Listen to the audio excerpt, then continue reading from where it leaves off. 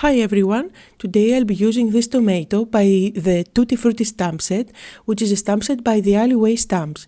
First of all, I'm going to emboss the tomato on this red cardstock. As you can see here, I've used my embossing tool, which is actually a tool that helps you get a very crisp image when you emboss.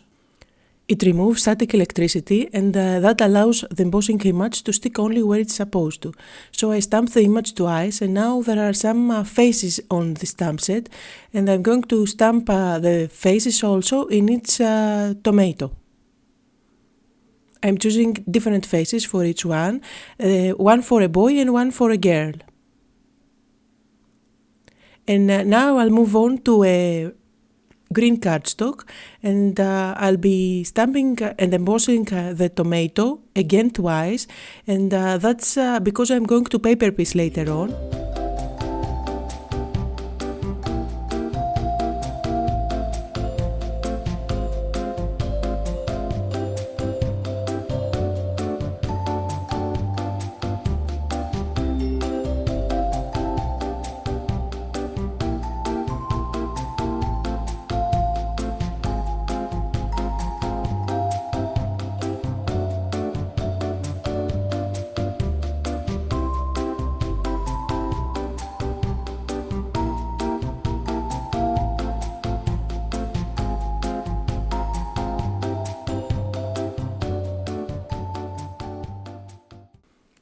After cutting out all the different parts of the tomatoes using my scissors, I am now using my tape adhesive and glue everything together. So now I have two cute tomatoes which are going on top of my card base. So I have this white cardstock panel, and I'm planning to stick the tomatoes over there, but first I'm going to stamp my sentiment. This is a new ink pad by Simon Says Stamp and it's called Lipstick Red. And I've just stamped my sentiment at the bottom of this panel, and now I'm using foam squares at the back of the tomatoes and I'm going to stick them next to each other, just about at the center of the panel. Now, if you find that the embossing didn't quite went well, you can just go over those white lines with your gel pen. And that's what I did. And now I'm using this baker's twine, and I'm going to wrap it 3 times around my white cardstock, and I'm going to tie it in a bow. And now that my focal point is ready, I felt that the background of this cardstock was a bit boring, so I decided to use one of these borders from another stamp set by the Alleyway Stamps, which is called Stack Them Up. And that's my Fiskars stamp press that has a grid on top, and that helps me place the stamp totally straight. This is masking tape by Inkatikadu, and I'm going to stick it at the back of my card to keep it clean from stamping. And now I'm ready to stamp and emboss. I'm going to use Versamark to emboss this border, and then I'll be using embossing powder which is clear but has some glitter on it. That will add the tone-on-tone background that I want, but with some sparkle.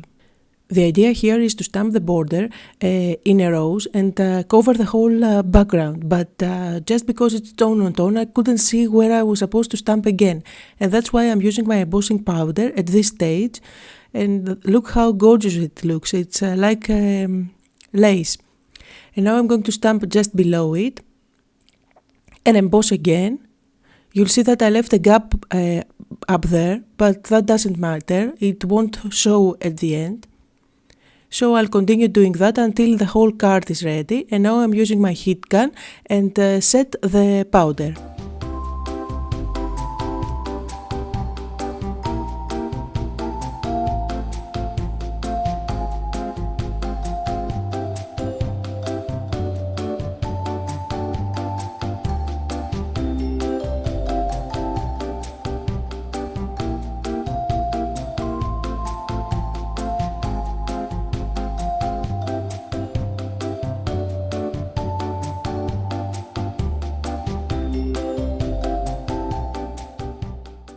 And now that my background is ready, it's time to stick that panel on top, but I thought that it needed something more.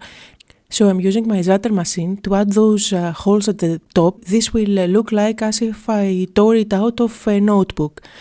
There are, however, punches out there that do the exactly same border, but I didn't have that punch, so I had to work with whatever tool I had. And now that my panel is ready, I'm going to use foam squares at the back and stick it on top of my card base. This is a standard card base that's 4¼ by 5½.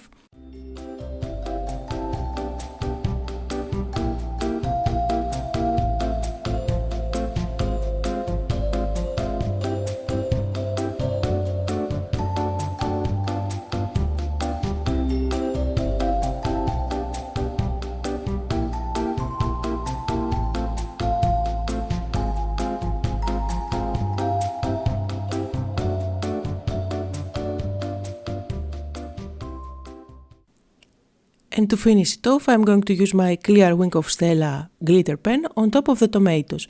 And that finishes the card for today. I hope you had fun and got inspired. Thanks for watching.